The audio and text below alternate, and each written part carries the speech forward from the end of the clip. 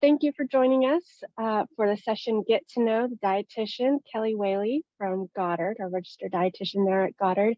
So Kelly, thank you for joining us today and looking forward to getting to know the dietitian. Thank you guys so much for spending part of your Friday with me. I really appreciate your interest and your time.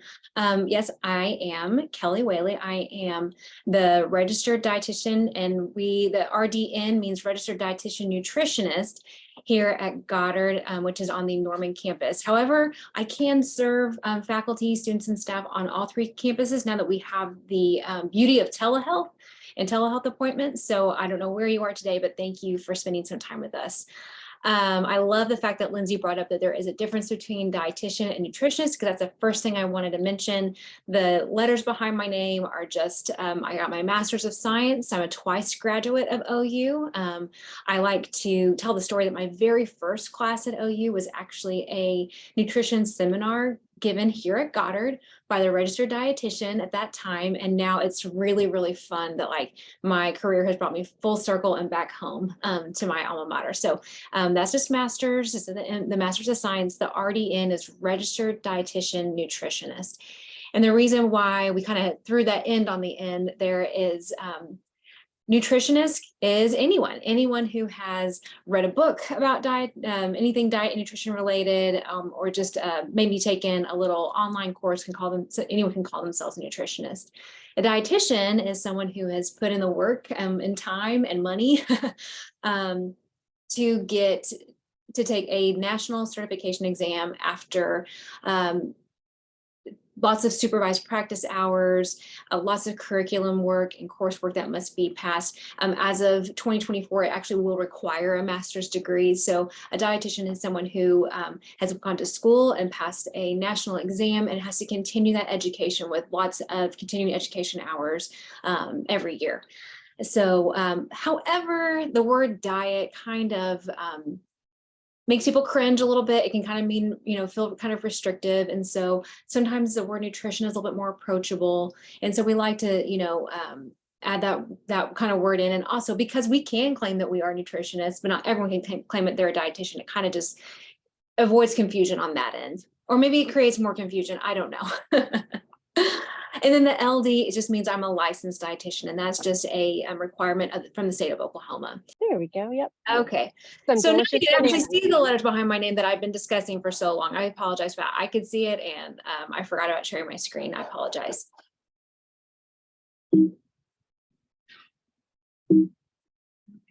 There we go. So who I am, this is me and my little family. Like I said, I am a twice graduate of OU. I'm a resident of Norman. I am a part-time employee of Goddard Health Services. So I'm here 20 hours a week. And when I'm not here, I'm mom to these two little cuties and they keep me busy on the other, all the other hours of my day. What I do at Goddard when I'm here, my primary job is to do one-on-one nutrition education and counseling with faculty, students, and staff. I do both telehealth and in-person visits.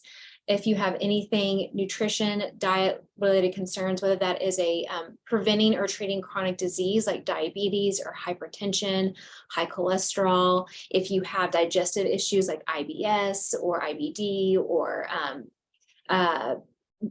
heartburn, GERD, if you have food allergies or intolerances, like a gluten issue that you need to discuss on how to navigate that in your personal life or on campus. If you have concerns with your weight management, whether that is weight gain, weight loss, or just maintaining your weight. If you have concerns with disordered eating or body dysmorphia. So those are just a few of the things that we can discuss. But really, if you have any questions about even just your body composition or building muscle mass, if it has anything to do with food and your body, I'd love to talk to you about that. One-on-one, if you want to bring a support person, you can do that as well. I also work with our health promotion team. So I get to do group presentations, whether that is virtually or in person for different student groups, staff groups, or Live Well, which I love to do. And I also help with health promotion events, whether that is our flu shots or health huts or other events on campus. So I help out in that regard as well. If you have any questions about that, you can throw it in the chat. We can talk about it afterwards. I kind of talked about the most common reasons for consult already. These are the most common things that I see, but it's not the only thing. If you have vitamin deficiencies or just questions about meal planning, I don't necessarily prescribe a specific meal plan like eat A, B, and C for breakfast, lunch, and dinner. I'm very much about food freedoms rather than food restrictions.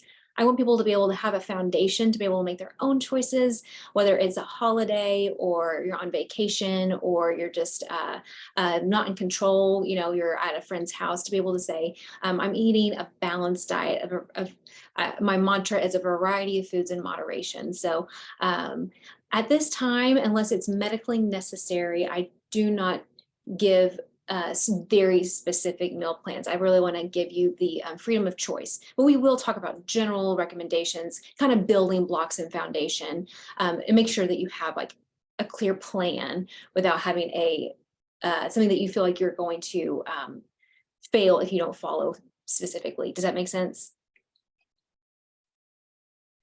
What to expect in an appointment? Well, if it's telehealth, it's a lot like this. We jump on Zoom and we have a little chat, and I get history as best I can, and I will send any handouts to you either over Health Connections or through your email, depending on the how general it is. If it's got certain diagnoses tied to it for just your privacy, we do that over Health Connections, which is our patient portal that's really simple and easy to use. So you do need to be you'll have to register as a patient with OU Health Services, which is really also all our forms are online and easy, and that's really easy to do. If you're meeting in person, I'll be able to get a little bit more data from you. Like I might get your height and weight, but the same thing, and we will go through those handouts in person. I can give you copies. Sometimes I can give you samples of things if I feel like it might be helpful for you to take home with you. Initial visits can last, I would say on average 45 minutes to an hour, depending on what we're talking about and, your personal needs. And if you choose to follow up, that is determined kind of at the end of your first visit. And those visits can typically be a little bit shorter, 30 minutes, on average, 30, 45 minutes. That's kind of what to expect in an appointment. Is there any questions about that? Top of your head? Other things to know, we do bill insurance for students who are on the student health plan. Those, just like every other visit, it is covered. Most other insurances will pay for an initial visit or certain portions of every visit. If you are on the Cigna PPO, it actually covers 3 visits per calendar year, unless your treatment is due to some other sort of mental or substance abuse, or some other exceptions for that, but that's typically what they cover. Just look at your Cigna plan or call them to ask what that provides. If students do not have the student health plan, it's really, really inexpensive. We only charge $5 for every 15 minutes. And even if you're not on the student health plan, oftentimes other insurance plans will cover at least part of your visit. Unfortunately, for telehealth, I think this has to do with just my licensing, you must actually be present in the state of Oklahoma and at the time of our visit. So that is usually okay for faculty and staff who live here, but students who live in other states, it kind of gets a little bit tricky there. We kind of have to wait until they're on campus. I see a hand raised. You want to unmute yourself? Yes, hi. So just a follow-up question. You said if you're on the Cigna PPO plan that you get 3 covered visits per year, but if you have any disorders or conditions specific to your diet, that more might be covered in addition to the 3.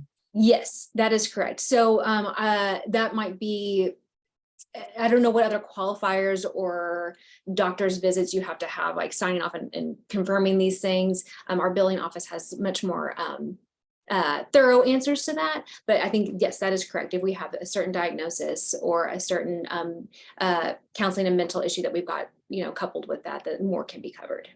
to the best of my understanding. Great, thank you.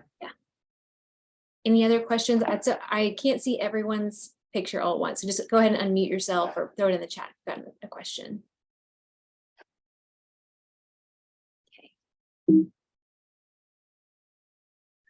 Yep, it's time for questions. That's really what I wanted to tell you today, that I am here for faculty, students, and staff. There are other dietitians on campus that are with housing and food. So if you have questions about the couch cafeteria or things with housing, I can direct you to that dietitian. Also, our athletic department, they have their own dietitian as well. So I'm not the only dietitian here, but I am the one for faculty, students, and staff as far as outpatient concerns. But if you have any questions, I'd love to answer them now.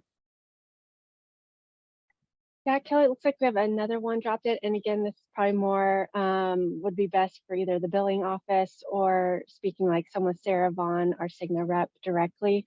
If we are on the high deductible plan, what are the costs of each visit? And so, yes, I think that's probably more Sarah Vaughn can probably assist with that more in the billing office there at Goddard. Is that correct? Yes. So there, or David Martin is a person in our office that could help you. But just if you just call our front office, I also know that it will have to do with time. Like the students, I know it's $5 for every 15 minutes, and I'm nearly positive it's the same with faculty and staff. It's just a charge for how much time that we spend together. And so, like I said, the first ones can be, shorter or longer, depending. And then after the follow-ups are usually not nearly as long. I also want to say, I forgot to mention, we also have an in-body machine here at Goddard. So if body composition testing is something that you want to do, we can do that here. It's free. It's really quick and simple to do, but you can bring it back to me and we can discuss those results and kind of make a plan from there. So oftentimes people want to come in and do that. I forgot to mention that earlier. And I'm glad you mentioned the in-body as well, because the on-campus biometric screenings that are made available at each campus throughout the year utilize the in-body body composition machine as well.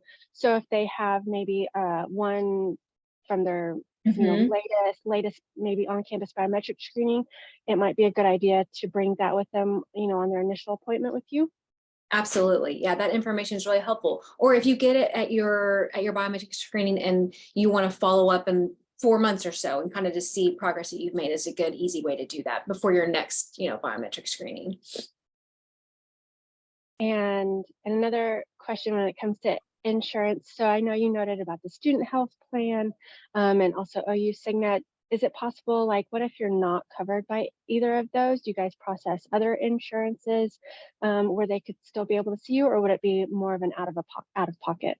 No, we have most of the major, Blue Cross, they'll at least cover part of it. It'll have to do with, your personal plan. Unfortunately, we don't take Medicare, or Sooner Care. That's something that's the only one I know, unfortunately. Or if you are a part of Indian Health Services, those are not. We can still, again, do it as an out-of-pocket thing, but those are the only ones that we don't cover, unfortunately. For the free body composition testing, how do you set that up prior to your appointment with you or another dietitian? Okay, great. Good question. As far as I know that there is a machine at Sarkey's on Norman campus and in our building. We have a really easy, just kind of email to sign up through our health promotion page on our website. So if you go to OU Health Services website, which I think is ou.edu/health services, and then go to our health promotion tab, it'll show you where to sign up there. If you want to make an appointment with me immediately afterwards, or you kind of tie those things together, you'll call, let me get this number up, call this number here at the bottom of the screen, and you can schedule an appointment with me. If you wanted, and then you can do that actually whenever it's convenient for you. If you need to do that at 2 separate times, or if you want to just come in and do the in-body, you do not have to see me. It's not like a requirement, but it can be helpful to kind of just like review those results. I don't know how to make the appointment. If you do it at Sarkey's, I think they have their own kind of way to sign up, or maybe you just walk in and do it, but that is how to do it at Goddard. Did that answer your question? Yes, thank you. You bet.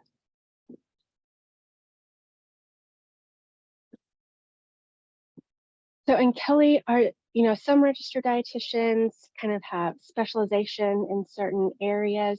Do you have any particular areas that you like really specialize in, or are all your stuff pretty broad? I would say pretty broad. There's nothing that really I'll turn you away for. There on occasion, if there is need for disordered eating for more consistent care, we might refer to something that's a little bit more consistent than just an outpatient, every once in a while dietitian visit.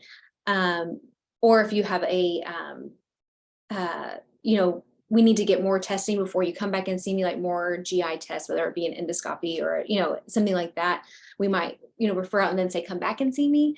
But other than that, it's, that's why I like this job, is I get to see a little bit of lots of different reasons and lots of different patients. And I love that. Excellent. And in general, if someone decided to start meeting with a registered dietitian, you or any, typically, how often you said that initial appointment, and then from there, in general, is that usually like a once a month, every other month, or maybe once a week? What does that typically look like for most? That's also a really great question. I would say also that kind of depends on the reasons that we're coming.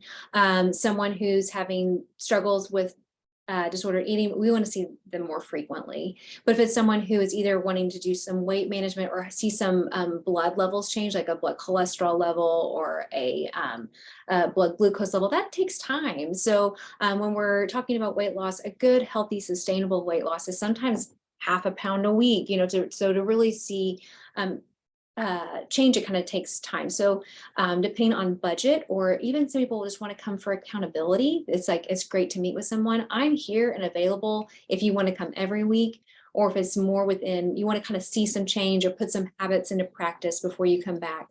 Some people, an average, I would say, is 4 to 6 weeks. It can be more often. Some people want to come say, let's just do it every few months. So it really is kind of dependent on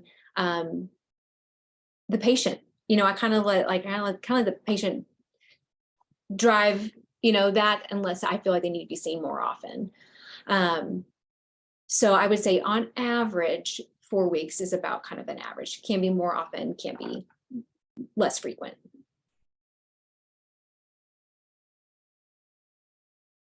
And I know you mentioned that you don't necessarily give specific exact meal plans, but recipes is that something you're able to do? Is when helping someone kind of put together a game plan together and what their goals are you also able to kind of assist with maybe recipes, or helping if they have some favorites that are not as healthy, maybe find ways to make those a little bit healthier?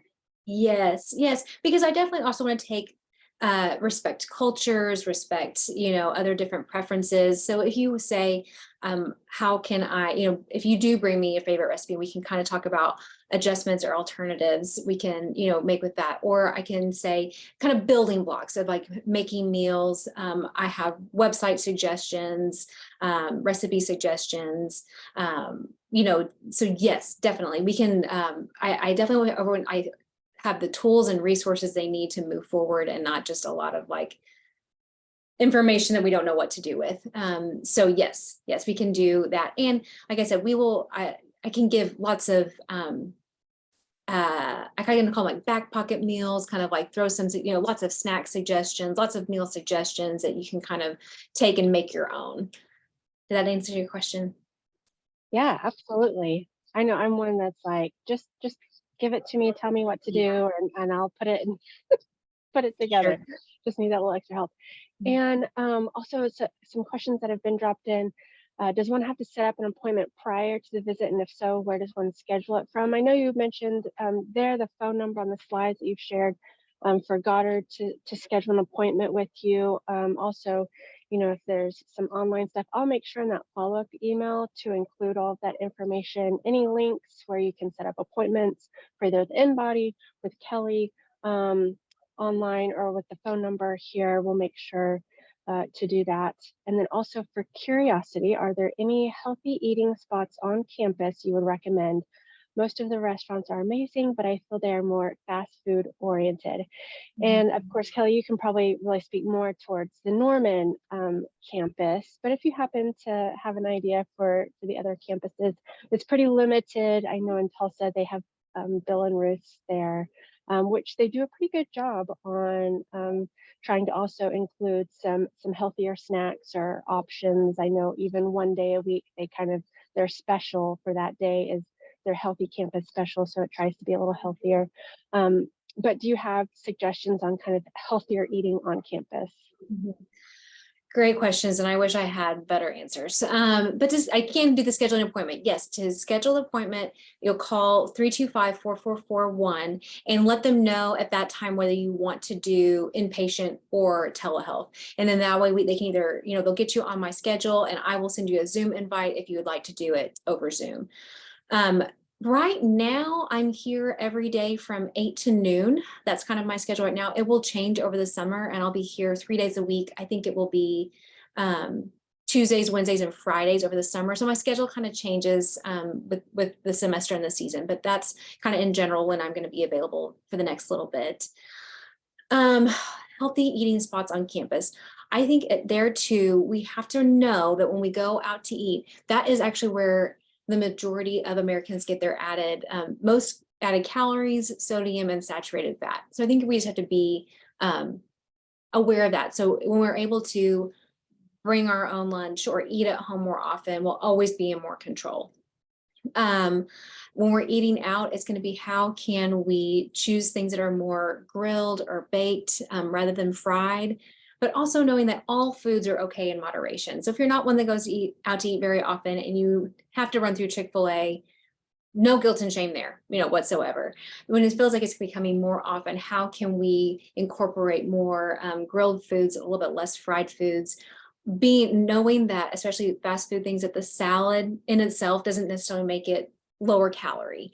The salad dressings or cheeses or croutons or bacon bits can kind of add up those calories as well. So depending on your goals, a lot of times they have their menus available online. If we can kind of check those out and kind of have a plan when we go in, not getting overly hungry when time it comes for lunch, so we can maybe not just feel going more off kind of like our urges or cravings. Unfortunately, the Be Healthy Cafe was one of the better, maybe healthier places in Norman, and it's not here anymore, but I know there's one in Oklahoma City. I would say maybe if you can go to Baja Fresh on campus and you can kind of make sure that we're getting a lean protein, getting lots of veggies, and watching the extra added things like sour cream or chips.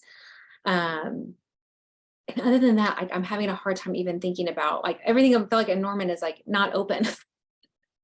In Couch Cafeteria, they do have the MyFit, the Fitter Foods and a salad bar that they try to kind of make sure when they haven't added a lot of salt, a lot of added fat to those things. So if you can go to Couch Cafeteria, I know that's a specific area that they've tried to watch those extra added fats and salts and things. But in general, I'd say wherever you go, just if you can go more baked or grilled rather than fried, as much color and fresh, adding some veggies to it would be kind of just kind of a general blueprint for wherever you go. Yeah, great information. I love Be Healthy. We have one on the HSC campus next door to our office. But yeah, with that, some of your recommendations to kind of piggyback off of it, stuff that I do that it seems has been helpful, like even getting a salad. You mentioned about salad dressings.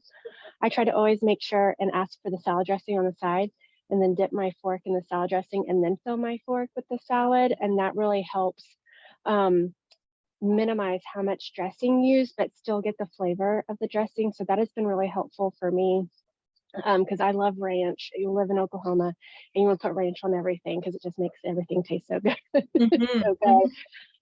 And then, some places are doing a lot better.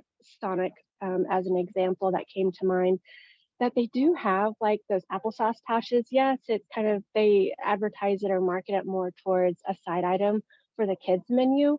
But I don't think it hurts to ask. I mean, they have it available. So if you want to say, hey, I want to sub out and get the applesauce instead of the tater tots, sometimes, look out for options like that.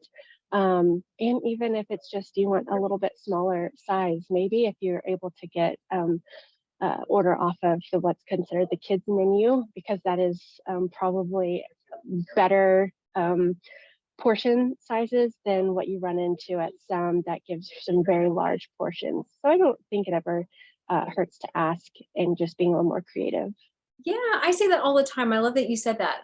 Yeah, it never hurts to ask. Those restaurants, they want you to be happy. They want you to come back. So they're more than normally, going to be accommodating. And so, yeah, ordering off the kids menu or an appetizer menu. If they don't have a kids menu or they have like an age limit, sometimes just getting an appetizer. If it's some place that gives large portions, I say you can save money and calories by just say before they even bring it out, say, can you go and just box up half of that, and so that kind of like takes away temptation, just kind of sit there and keep eating on it if we're, enjoying conversation, which is really easy to do. Or if it's a place that, the serving sizes aren't that big, yeah, what kind of sort of modification can you make, whether it be, if you, yeah, getting your dressing on the side. And even if you want to put a little bit on there, you're probably going to put less than they would if they're, they're actually putting it on the salad. Or watching the amount of things that we add to a burrito, like if we're building a burrito, or if you're getting a pizza, can we get either, focus more on getting veggie toppings and lean protein toppings rather than something that's going to be higher fat, like a pepperoni. Again, nothing's off limits. If every once in a while you want to have a slice of pepperoni pizza, I'd say go for it, but maybe not something that we want to do, most of the time. Anybody else have any other tips or tricks for whenever they eat out on campus? I'd love to hear them. Yeah, I think anytime we can share those, it's very helpful in chatting with each other. I know I also like to with my son, he's young, he's 4, and I try not to talk about any food being off limits, but talk about more things being treats. So we have in moderation, we have sometimes. Treats are things that we have in sometimes, but not all the time. They're special things. And so I think that's helpful too, to instill in our kids and with ourselves that nothing's really off limits, but kind of things are treats that we have sometimes, and then really focusing on those things that give us muscles. We talked to him about having his protein and his meat so he can have muscles and be strong. Yes, I love that. We call them grow foods. These foods help us grow. They're not good or bad. We don't add those, we don't put those morals on there, but there are foods that help us grow, and, foods that are fun, and treats, and they're not off limits. I love this idea. Don't drink calories. I would say, yes, in general, that's we call nutrient dense versus calorie dense. When we drink our calories, we're usually not getting tons of nutrition. And that is actually where Americans get their most added sugar. It's actually not from cakes or cookies or pies. It's actually from sugar sweetened beverages. So that's a great idea. Excellent. Well, thank you so much, Kelly. Great information. Certainly reminders, or even to get us started. I'll make sure and send that follow-up email to everybody with some of the additional information you shared with us today. And really appreciate your time. And everybody, thanks for joining, and have a wonderful rest of your Friday and weekend.